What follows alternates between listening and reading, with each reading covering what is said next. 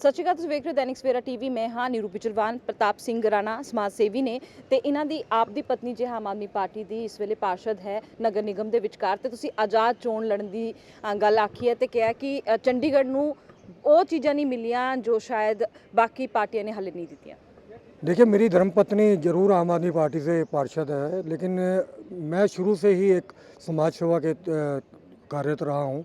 और मेरा एक असली मुद्दा वहाँ पे जो था कि जो रायपुर कोलम अंडरपास बनना था, उसको जानबूझ के राजनीतिक दबाव के कारण इन्होंने डिरेल किया है चंडीगढ़ के अधिकारियों ने।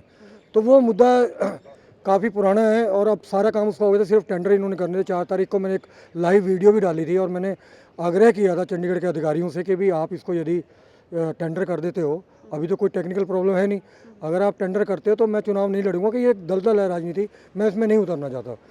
तो लेकिन उनकी तरफ से कोई रिप्लाई नहीं आया। कोड ऑफ कंडक्ट भी लग गया। उसके बाद जो है आपके सामने मैं लोगों के बीच में जा रहा हूँ, मिल रहा हूँ लगातार, मतलब कॉलोनी में जाके उनकी समस्याएं पूछ रहा हूँ कि आपकी समस्याएं क्या है।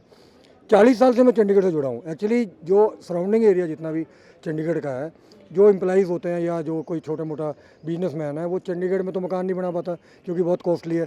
तो चंडीगढ़ का जैसे जीरकपुर हो गया, ये इधर कालका हो गया या पिंजौर हो गया, वहाँ मकान बनाता है।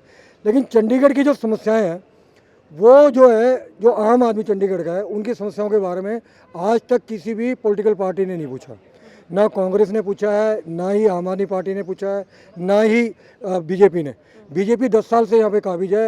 जब यहाँ पे 2014 में ये इलेक्शन लड़ने के लिए माननीय सांसद अपनी श्री किरण खेर जी आई, तो डीपीआर तैयार थी इसकी मेट्रो की। जब ये सांसद चुनने के बाद आई तो कहने लगे जो छोटा शहर है यहाँ तो जरूरत ही नहीं है मेट्रो की, इन्होंने वो परियोजना ठप करवा दी। अब फिर दोबारा चुनाव आ रहे हैं, तब ये कह रहे हैं डीपीआर तैयार है, अब मेट्रो शुरू करवा देंगे। लेकिन ये 2019 में भी इन्होंने ये किया था। कोई भी मतलब जो जनहित की जो बात होती है उसको जानबूझ के डिले करते हैं, क्योंकि ये खुद तो यहाँ रहते नहीं ना। ये तो हवाई जहाज में उड़ते हैं, बम्बे पहुँच जाता है, हवाई जहाज में उड़े चंडीगढ़ आ गए। इनको शहर के लोगों से कोई मतलब नहीं है। दूसरा सबसे बड़ा मुद्दा मेरा ये है, जो 1 नंबर है मेरा, जो मैनिफेस्टो में है। एक सवाल है, क्योंकि आपने मेट्रो की बात की है। अली काबू जी का शहर है चंडीगढ़, बहुत ही व्यवस्था के साथ बनाया गया है। क्या लगता है कि यहाँ पे मेट्रो के आ जाने से जो पेड़ कटेंगे, जो चीज़ें होंगी, उससे आधा तक? नहीं, देखिए, आपने बड़ा अच्छा सवाल किया है कि ली कार्बुजिए का शहर है। देखिए, हेरिटेज के नाम पे आप वैसे तो यहाँ सेक्टर के बीच में एक ईंट भी नहीं लगा पाते, लेकिन आप ये देखिए इतने बड़े बड़े अलंते माल तक बना दिए हैं चंडीगढ़ में। उस टाइम नहीं अपना ली कार्बुजिए इनको याद आया। ली कार्बुजिए का एग्जाम्पल सेट करके गया था सिग्नल फ्री बनाने के लिए पूरे चंडीगढ़ को, कि आज से 20 साल बाद या 30 साल बाद या 50 साल बाद जब यहाँ पर जनसंख्या बढ़ जाएगी और यहाँ पर ट्रैफिक लोड बढ़ेगा सड़कों का, तो आपने जैसे सेक्टर 15 में इन्होंने जो एक अंडरपास बनाया हुआ है, तो सभी जगह ये मध्य मार्ग पे, अम्बाड़ा रोड पे, जन मार्ग पे, सारी जगह ये इम्प्लीमेंट कर सकते हैं। लेकिन ये सोए हुए हैं। इन्होंने क्या करा है, वो बल्कि रास्ते बीच के बंद कर दिए। 7 से 19 में आना वो बंद कर दिया, जितनी भी सेक्टर की कनेक्टिविटी बंद कर दी, बड़े बड़े राउंड अबाउट बना दिए। लेकिन ये जो रास्ते बंद किए गए हैं, इसके पीछे की वजह ये थी कि स्नैचिंग की वारदातें बहुत हो रही थी और बहुत ईजिली जो था वहाँ पे ट्रैफिक जो था उससे बहुत सारे ऐसी समस्याएं भी आ रही थी, एक्सीडेंट हो रहे थे। देखिए, स्नैचिंग की जो बात कही है ना, स्नैचिंग एक लॉ एंड ऑर्डर की प्रॉब्लम है। सड़कों से, ट्रैफिक से उसका कोई लेना देना नहीं है। बड़ैल के बीच में चले जाओ, एक गली के बीच में आप घुसोगे ना, दूसरी गली से निकलने में आपको दिक्कत हो जाएगी। वो लॉ एंड ऑर्डर की प्रॉब्लम है। ये आप एक ट्रैफिक को देखिए, अपना लोड खुद ही बढ़ा रहे हैं, इतने बड़े बड़े चौक बनाए। अब 7 से जिसने 19 में जाना है, वो घूम के कहाँ से जाएगा? राउंड अबाउट पे आएगा, वहाँ रेड लाइटों में फंसेगा, फिर क्रॉस करके आएगा, उधर 19 में जाएगा।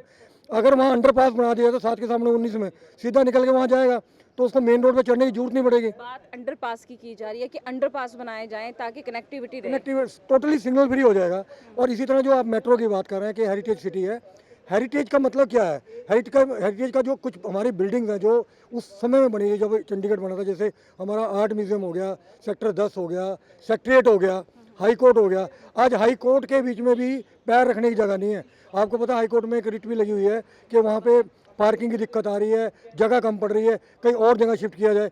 अगर हमारा चंडीगढ़ पूर्ण राज्य बनता है, हमारे अपने एमएलए होते हैं, हमारा अपना विधानसभा होती है, तो ये जितनी प्रॉब्लम्स है ना, ये सारी की सारी स्थानीय लोगों के हित में जल्द। अभी क्या होता है, केंद्र तक जाती है फाइल, और केंद्र तक जाके जब वापस आती है तो स्थानीय सांसद या नीचे का एडमिनिस्ट्रेटर कह देगा नहीं भाई नहीं, चंडीगढ़ के लोगों को इस चीज़ की जरूरत नहीं है।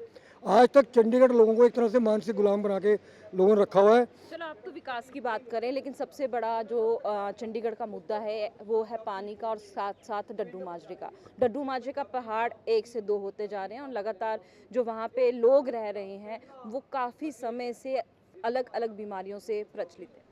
देखिए, डड्डू माजरे का मैंने अपने मैनिफेस्टो में डाला हुआ है। उसके बाद उन्होंने वहाँ एक प्लांट लगाया है गार्बेज का जो करने का। लेकिन जब हम सत्ता में आते हैं, आप मुझके चुन के भेजते हैं, तो वहाँ पे जीरो गार्बेज पॉलिसी लेके हम आएंगे। जीरो गार्बेज पॉलिसी का ये है कि घर से कूड़ा जो निकलेगा वो निस्तारित होकर ही निकलेगा, मतलब डंपिंग ग्राउंड की जरूरत ही नहीं पड़ेगी।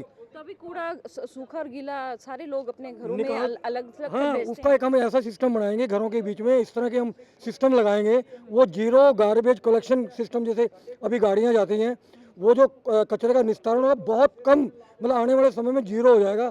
खुद ही लोग इतने जागरूक हो जाएंगे। मुद्दे से हटके राणा जी सियासत की बात करते हैं। आम आदमी पार्टी और कांग्रेस का अलायंस है इस टाइम पे, इंडिया अलायंस, और आपकी पत्नी जो है इस वक्त आम आदमी पार्टी में, और आप खुद आज़ाद उम्मीदवार के तौर पर इस वक्त चोन लड़ने की बात कर रहे हैं। मैं तो किसी पार्टी में नहीं हूँ, मैं तो किसी पार्टी में तो आज़ाद था, आज़ाद हूँ, आज़ाद रहूँगा। लेकिन फिर भी क्योंकि पत्नी का थोड़ा सा देखिए, वो उनका काम है, उनके काम में मैं दखल अंदाजी नहीं करता, मेरे काम में वो दखल अंदाजी नहीं करती। मैं आज़ाद प्रत्याशी हूँ, मैं समाज सेवी था, अब भी एज ए समाज सेवक के तौर पर आज़ाद प्रत्याशी के तौर पर चंडीगढ़ में चुनाव लड़ने जा रहा हूँ। और मैं अपनी बात रख रहा हूँ, क्योंकि कोई भी पॉलिटिकल पार्टी जो है स्वतंत्र राज्य का मुद्दा लेके नहीं आ सकती, क्योंकि अगर वो मुद्दा लेके आएगी तो उनके पंजाब में, हरियाणा में और हिमाचल में वोट कट जाएगी।